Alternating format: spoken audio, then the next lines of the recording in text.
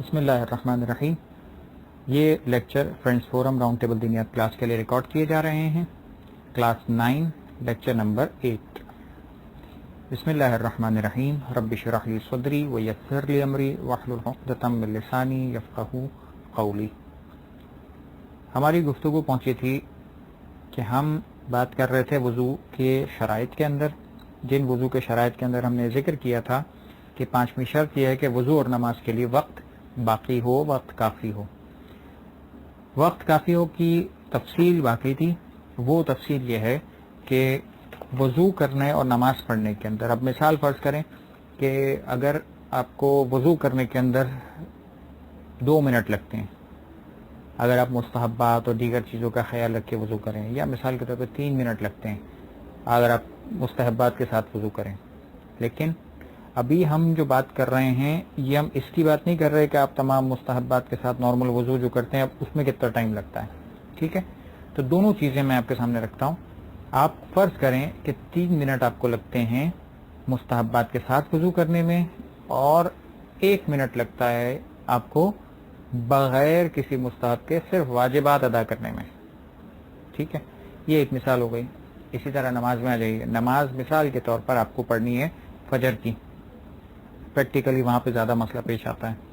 فجر کی نماز پڑھنی ہے، 2 رکعت نماز پڑھنی ہے. آپ مستحبات کے ساتھ انجام دیں گے 3 منٹ لگیں گے. اگر صرف واجبات کو انجام دیں گے، فاسٹ نماز پڑھیں گے، 1.5 منٹ لگے گا، 2 منٹ لگے گا.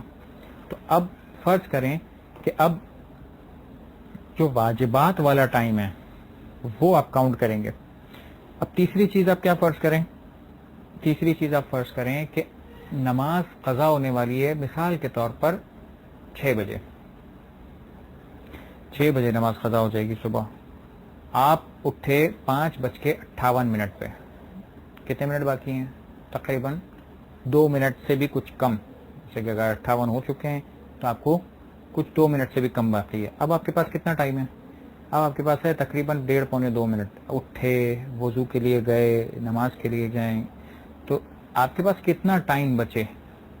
یہ ٹائم کیلکولیشن کی وجہ سے جو مسائل پیدا ہوں گے کہ شریعت نے ایک پراپر مقدار رکھی ہے کہ اگر اتنا ٹائم ہے، اب اتنا ٹائم سیکنڈز یا منٹس میں نہیں کیلکولیشن کیا گیا. اس کا آپ کو طریقہ و اندازہ بتایا جائے گا. جب اس کے تفصیلی مسائل آپ دیکھیں گے تو یہ بتایا جائے گا کہ نماز کا اتنا حصہ پڑھنے کا اور وضو آپ کو واجب والا کرنے کا. اگر ٹائم مل جاتا ہے تو آپ وضو کے ساتھ نماز پڑھیں گے، اور اگر ٹائم نہیں ملتا تو آپ تیمم کے ساتھ نماز پڑھیں گے. یہ اصل میں اس شرط کی بات ہے کہ جو تفصیلات کے اندر بیان کیا جائے گا کہ آپ وضو اور نماز کے لیے آپ کے پاس وقت ہو تو آپ وضو کریں گے. اگر بالفرض وہ کرائٹیریا پورا نہیں ہوتا تو پھر کیا ہوگا؟ پھر آپ کو نماز کے لیے تیمم کرنا پڑے گا. وضو کر کے آپ نماز نہیں پڑھیں گے. چھٹی شرط وضو قربتاً الی اللہ ہو، یعنی خدا کے حکم کے لیے وضو کیا جائے. کسی اور کے لیے وضو یا کسی اور ذریعے سے آپ کسی اور چیز کے لیے آپ ہاتھ منہ دھو رہے ہیں تو ایسے ہاتھ منہ دھونے کے تمام چیزوں میں کام کرنے سے آپ کا وہ کیا ہوا عمل وضو نہیں کہلائے گا. جب وضو نہیں کہلائے گا تو آپ کو طہارت باطنی کا وہ مصداق نہیں ملے گا. جب طہارت نہیں ملے گی تو آپ کوئی بھی عبادت والا کام جو جس میں وضو ضروری ہے یا عبادت میں طہارت ضروری ہے وہ کام نہیں کر سکتے. اگلی شرط میں ذکر کیا گیا ہے کہ وضو ترتیب سے ہو. ترتیب کا مطلب کیا ہے؟ یعنی جو ترتیب بتائی گئی ہے، جو طریقہ بتایا گیا ہے کہ پہلے آپ نیت سے چہرہ دھوئیں گے، جو واجب حصہ جو ہے. اب چہرہ دھونا سب سے پہلے ہے، سیدھا ہاتھ اس کے بعد ہے، الٹا ہاتھ بایاں ہاتھ اس کے بعد ہے، سر کا مسح اس کے بعد ہے، پھر پیر کے مسح اس کے بعد ہے. تو اب یہ ترتیب ہے. اب کوئی یہ کرے کہ نہیں پہلے میں ہاتھ دھو لیتا ہوں، سیدھا ہاتھ پہلے دھو لیتا ہوں پھر چہرہ دھو لوں گا، پھر الٹا ہاتھ دھو لوں گا، نہیں چلے گا. پہلے میں مسح کر لیتا ہوں بعد میں سے چہرہ دھو لوں گا، نہیں چلے گا. پہلے میں مثال کے طور پر الٹا ہاتھ دھو لیتا ہوں پھر سیدھا ہاتھ دھو لیتا ہوں، تو یہ نہیں چلے گا. ترتیب جو شریعت نے بتائی ہے اس ترتیب کو فالو کریں گے تو وضو کہلائے گا. اگلی شرط میں فرمایا گیا ہے کہ وضو کے افعال بلا فاصلہ ہوں. بلا فاصلہ، اچھا ہم جو بیان کر رہے ہیں یہ بہت مختصر آپ کو بیان کر رہے ہیں تاکہ خاکہ آپ کے ذہن میں رہے. کچھ تفصیلات ابھی ہم پڑھیں گے. وضو کے افعال بلا فاصلہ ہوں یعنی ان کے درمیان گیپس، لمبے لمبے گیپس نہ ہوں، جس کو ہم کہتے ہیں ایک لفظ استعمال ہوتا ہے موالات نہ ٹوٹ جائیں. یعنی کہا جائے کہ بھائی ایک کے بعد ایک وضو، ایک کے بعد ایک حصہ دھویا جا رہا ہے. ایسا نہیں ہے کہ آپ مثال کے چہرہ دھویا اور پھر چلے گئے کہیں کھانا کھانے، بعد میں آ کے آپ ہاتھ دھو رہے ہیں، یا آپ نے ہاتھ دھو لیا بعد میں آپ کھانا کھانے چلے گئے، آپ چائے پی کے آئے پھر وہاں پہ آپ نے مسح کیا. یہ نہیں چلے گا. وضو کے افعال بلا فاصلہ انجام دینے ہیں. اگلی شرط میں فرمایا گیا ہے کہ وضو خود کرے، دوسرا وضو کروائے نہیں چلے گا، خود وضو کرنا ضروری ہے. پانی کے استعمال میں کوئی رکاوٹ نہ ہو، یہ بھی ایک شرط ہے کہ جب تک پانی کے استعمال میں رکاوٹ نہ ہو تب آپ وضو کریں گے. اگر پانی کے استعمال میں رکاوٹ ہو تو پھر آپ کی وضو ذمہ داری نہیں رہے گا. اب اس کے کیا مسائل ہیں جو تیمم کے، وضو جبیرہ کے، وہ تمام تفصیلی احکامات ہیں کہ جو اس میں ذکر کیے جاتے ہیں. اس کے بعد ایک اور شرط کا ذکر کیا جاتا ہے جو لاسٹ شرط ہے، وہ یہ کہ اعضاء تک پانی پہنچنے میں کوئی رکاوٹ نہ ہو. جیسے کہ ہم غسل یا دیگر مقامات پہ بھی مسائل کے اندر بیان کرتے ہیں کہ اگر پانی پہنچنے میں کوئی رکاوٹ ہوگی تو وہ رکاوٹ کی وجہ سے آپ کا وضو یا غسل درست نہیں ہوگا. تو آپ کے اعضاء وضو اتنے کلیئر ہونے چاہیے، ان کے اوپر کوئی رکاوٹ نہیں ہونی چاہیے. مثلا کوئی اسٹکر نہیں چپکا ہوا، کوئی ٹیپ نہیں چپکی ہوئی، کوئی گلو نہیں لگا ہوا، کوئی ایلفی نہیں لگی ہوئی، کوئی کلر نہیں لگا ہوا، کوئی بال پوائنٹ کا نشان نہیں ہے، کوئی مثال کے طور پہ کوئی اور ایسی چیز، نیل پالش خواتین کی نہیں لگی ہوئی ہے، کوئی اور ایسی چیز نہیں لگی ہوئی جس کی وجہ سے پانی کھال تک پہنچنے میں رکاوٹ بن جائے. ایسی صورتحال میں آپ کو ان شرائط کا خیال رکھتے ہوئے پھر وضو کرنے کے لیے آپ کو اجازت ملے گی. یہ ہو گئی ہماری بات کلی طور پر چند شرائط کی، جو عمومی بیانات تھے وہ. اب ہم اس کی ڈیٹیلز پڑھنا شروع کریں گے.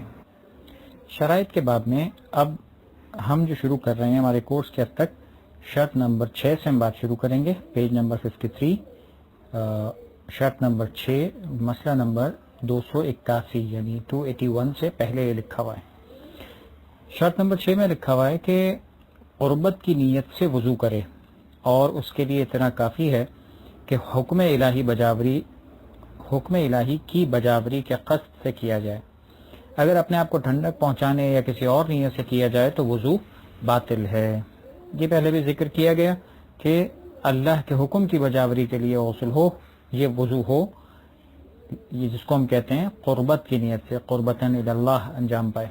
لیکن اگر اپنی مرضی سے کسی اور کام کے لیے، ٹھنڈک کے لیے، منہ دھونے کے لیے، چپکن ختم کرنے کے لیے جو بھی کر رہا ہے، اگر اس کے لیے کوئی وضو یا وضو جیسا کوئی کام کر رہا ہے تو اس کو وضو نہیں کہیں گے. اور ایسا وضو اگر بعد میں یہ سمجھتا ہے کہ میں نے وضو کیا ہے تو یہ وضو باطل ہے، وضو نہیں ہوگا. یہ مسئلہ نمبر 281 اس سے متعلق فرمایا گیا ہے کہ وضو کی نیت زبان سے یا دل میں کرنا ضروری نہیں ہے، بلکہ اگر ایک شخص وضو کے تمام افعال اللہ کے حکم پر عمل کرنے کے لیے بجا لائے تو کافی ہے. وہ نیت کا مسئلہ ہر مرتبہ اور ہر عبادت کے اندر بھی بیان ہوتا ہے کہ نیت سے مراد ارادہ ہے کہ آپ یہ کام کیوں کر رہے ہیں. یہ ارادہ آپ کا امپورٹنس رکھتا ہے، جس کی کئی مثالیں دی جاتی ہیں کہ جب آپ کوئی کام کرنے کے لیے جا رہے ہیں، مثلا آپ دوپہر کے وقت اٹھے اور اٹھ کر آپ لنچ کے ٹیبل پہ بیٹھے، تو کیا آپ نے نیت کی ہے کہ میں لنچ کروں گا یا کر رہا ہوں یا کرنے والا ہوں؟ نیت نہیں کی ہے، لیکن یعنی زبان سے نہیں کہا، لیکن ارادہ تو یہی ہے نا کہ لنچ ٹیبل پہ بیٹھے اس لیے لنچ کرنے کے لیے. یا اسی طریقے سے آپ کہیں اٹھے اور اٹھنے کے بعد آپ نلکے کے پاس گئے تاکہ آپ نماز کے لیے وضو کر سکیں، تو آپ نے کہا کچھ نہیں ہے، لیکن وہ جو آپ کرنے کے لیے گئے ہیں وہ اللہ کے حکم کی خاطر وضو کرنے کے لیے گئے ہیں، تو یہ آپ کی نیت کہلائے گی، یہ آپ کا ارادہ کہلائے گا. الگ سے آپ کو یہ کہنا ضروری نہیں ہے کہ میں وضو کرتا ہوں قربتاً الی اللہ، یا میں وضو کرتا ہوں ظہر کی نماز کے لیے قربتاً الی اللہ، یا ظہر اور عصر کی نماز کے لیے. تمام چیزیں جو نیت کے اعتبار سے بعض لوگوں کے ذہن میں غلط فہمی رہتی ہے، اسی کا جواب ہے یہ مسئلہ کہ وضو کی نیت زبان سے ادا کرنا ضروری نہیں ہے، بلکہ زبان تو دور، دل میں کرنا بھی ضروری نہیں ہے. یعنی دل میں بھی آپ یہ سوچیں، اپنے زبان سے نہیں کہا لیکن دل میں یہی الفاظ دہرائے، دل میں یہی نیت دہرائی کہ میں یہ کام کرنے والا ہوں، اس لیے کر رہا ہوں، یہ فلاں فلاں فلاں، تو حتیٰ دل میں بھی کرنا ضروری نہیں ہے، بلکہ انسان کا ارادہ ہی کافی ہے کہ وہ کیا کام کر رہا ہے. اس کا ایک آسان طریقہ یہ ہے جو علماء نے ذکر کیا ہے کہ جب کوئی کام کرتے ہوئے انسان سے پوچھا جائے بھائی کیوں کر رہے ہو، تو سمپل جواب جو اس کا ارادہ ہوگا وہ بیان کر دے گا.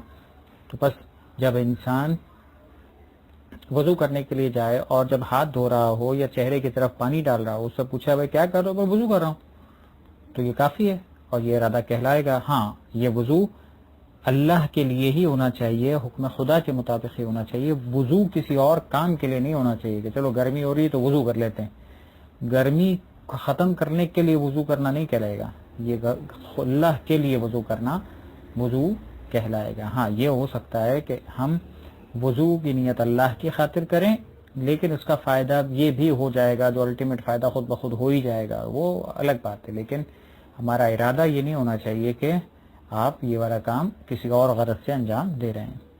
اس کے بعد 7ویں شرط ہے کہ جس میں یہ فرمایا گیا ہے کہ وضو اس ترتیب سے کیا جائے جس کا ذکر اوپر کیا جا چکا ہے، یعنی پہلے چہرہ اور اس کے بعد دایاں اور پھر بایاں ہاتھ دھویا جائے. دایاں کا مطلب سیدھا، بایاں کا مطلب الٹا. اس کے بعد سر کا اور پھر پاؤں کا مسح کیا جائے. اور احتیاط مستحب یہ ہے کہ دونوں پاؤں کا ایک ساتھ مسح نہ کیا جائے، بلکہ بائیں پاؤں کا مسح دائیں پاؤں کے بعد کیا جائے. احتیاط مستحب یہ ذکر کیا گیا فقط کہ ترتیب پہلے تو آپ کو بتا دی کہ ترتیب یہ ہے کہ پہلے چہرہ دھویا جائے گا، اس کے بعد سیدھا ہاتھ، اس کے بعد الٹا ہاتھ، اس کے بعد سر کا مسح، اس کے بعد پیر کا مسح. ان تمام ترتیبوں کے اندر تو کوئی ڈفرنس یا کوئی گنجائش ایسی نہیں ہے کہ آپ آگے پیچھے کر سکیں، یا کوئی اس کے اندر ایسی گنجائش ہو کہ آپ اوپر نیچے کر دیں، آگے پیچھے کر دیں تو صحیح ہو جائے. نہیں ہو سکتا، یہ اسی ترتیب سے ہی چلنا ہوگا. ہاں صرف ایک چیز کے اندر جو یہاں پہ احتیاط مستحب لکھا ہوا ہے وہ یہ کہ احتیاط مستحب ہے کہ دونوں پاؤں کا مسح ایک ساتھ نہ کریں. ایسے ایک ساتھ نہ کریں، یعنی پیر کا مسح آئے گا سب سے لاسٹ نمبر پہ، لیکن پہلے سیدھا پیر بعد میں الٹا پیر. کیا یہ ضروری ہے یا ہم دونوں ایک ساتھ کر سکتے ہیں؟ تو پریکٹیکلی دیکھا جائے تو دونوں چیزوں کی اجازت ہے، صرف پیر کے مسح کے اندر. لیکن احتیاط مستحب ہے کہ ایک ساتھ بھی نہ کریں اور پہلے سیدھا اور پھر بعد میں الٹا پیر کا مسح کیا جائے. یہ ایک مناسب طریقہ ہے جو مشہور بھی ہے، اور یہ ہر ایک انسان اسی بات کا عادی بھی ہوتا ہے کہ پہلے سیدھے ہاتھ سے سیدھے پیر کا مسح کرتا ہے، پھر الٹے ہاتھ سے الٹے پیر کا مسح کرتا ہے. یہ ایک سمپل ترتیب آپ کو سمجھ میں آ گئی. اگلا جو شرط کا حصہ ہے 8ویں شرط، وضو کے افعال پے در پے انجام پائیں. پے در پے کا مطلب کیا ہے؟ پہلے بھی ذکر ہوا کہ پے در پے کا مطلب ہوتا ہے موالات. موالات کا مطلب ہوتا ہے ایک کے بعد ایک بغیر فاصلے کے انجام پانا. اس کو ہم کہتے ہیں پے در پے، یعنی بیچ میں گیپس نہ ہوں. جیسے میں نے پہلے مثال دی تھی کہ انسان گیا کھانا کھا کے آیا یا چائے پی کے آیا یا کوئی اور کام کیا، یہ سارے گیپس کہلاتے ہیں. یہ گیپس کرنے کی اجازت نہیں ہے. مسئلہ نمبر 282 فرماتے ہیں کہ اگر وضو کے افعال کے درمیان اتنا فاصلہ ہو جائے کہ عرف عام میں پے در پے دھونا نہ کہلائے تو وضو باطل ہے. لیکن اگر کسی شخص کو کوئی عذر پیش آ جائے، مثلا یہ کہ بھول جائے یا پانی ختم ہو جائے، تو اس صورت میں بلا فاصلہ دھونے کی شرط معتبر نہیں ہے، بلکہ وضو کرنے والا شخص جس وقت کسی عضو کو دھونا یا اس کا مسح کرنا چاہے اور اس وقت تک ان تمام مقامات کی طرح خشک ہو چکی ہو جنہیں وہ پہلے دھو چکا ہے یا جن کا مسح کر چکا ہے، تو وضو باطل ہے. لیکن اگر جس عضو کو دھونا ہے یا مسح کرنا ہے صرف اس سے پہلے دھوئے ہوئے یا مسح کیے ہوئے عضو کی طرح خشک ہو گئی ہو، مثلا بایاں ہاتھ دھوتے وقت دائیں ہاتھ کی طرح خشک ہو گئی لیکن چہرہ تر ہے، تو وضو صحیح ہے. ایک سچویشن بیان کرتے ہیں یہاں پہ کہ فاصلہ نہیں ہونا چاہیے، جس کی میں نے 2 مثالیں آپ کو دی کہ چائے پینے چلا گیا یا کوئی اور ایسا کام کرنے چلا گیا، تو یہ فاصلہ تو نہیں چلے گا. اچھا کتنا فاصلہ چل جائے گا؟ اتنا فاصلہ چل جائے گا کہ مثال کے طور پر آپ نے چہرہ دھویا، چہرہ دھونے کے بعد کسی نے آپ کو آواز دی تھی، آپ نے اس کو جواب دیا 1 جملہ 2 جملہ چند سیکنڈز کے لیے، تو یہ فاصلہ نہیں، اتنا فاصلہ چل جاتا ہے. اس کو ہم پے در پے کی کیٹیگری سے نہیں ہٹائیں گے، جس کو ہم کہتے ہیں عرف عام میں پے در پے دھونا. یعنی ایک نارملی کہا جائے کہ کوئی کام کرتے کرتے انسان 1-2 سیکنڈ کا گیپ لیتا ہے، 5 سیکنڈ کا گیپ لیتا ہے، یہ گیپ نہیں کہلاتے، یہ ساتھ ملی ہوئی چیزیں ہی کہلاتی ہیں. تو ایسے اگر گیپس آ رہے ہیں تو ان گیپس کو پے در پے سے نہیں ہٹا سکتے آپ. اور یہ سب سی چیزیں آپ کے لیے جائز رہیں گی. تو پہلا جملہ سمجھ میں آیا کہ وضو کے افعال کے درمیان اتنا فاصلہ ہو جائے کہ عرف عام میں پے در پے دھونا نہ کہلائے تو وضو باطل ہوگا. عرف عام کا مطلب یہ جنرلی ایک پبلکلی اگر کوئی اس بات کو دیکھے، ایک جنرل آدمی کسی کو دیکھے تو کیا کہے گا کہ ایک ساتھ کر رہا ہے یا نہیں. یہ کیا، یہ تھوڑی کوئی وضو ہوتا ہے کہ پہلے یہ کیا اور بعد میں اتنی دیر بعد یہ کر رہے ہو، یہ وضو تھوڑی ہوا، یا یہ ایک ساتھ تھوڑی ہوا. تو اس صورتحال میں آپ کا وضو صحیح نہیں ہوگا. لیکن اگر کسی شخص کو کوئی عذر پیش آ جائے، یہ عذر کی بات کرتے ہیں، یہاں سے انشاءاللہ نیکسٹ لیکچر میں کنٹینیو کریں گے. وصلی اللہ علی محمد وآلہ الطاہرین.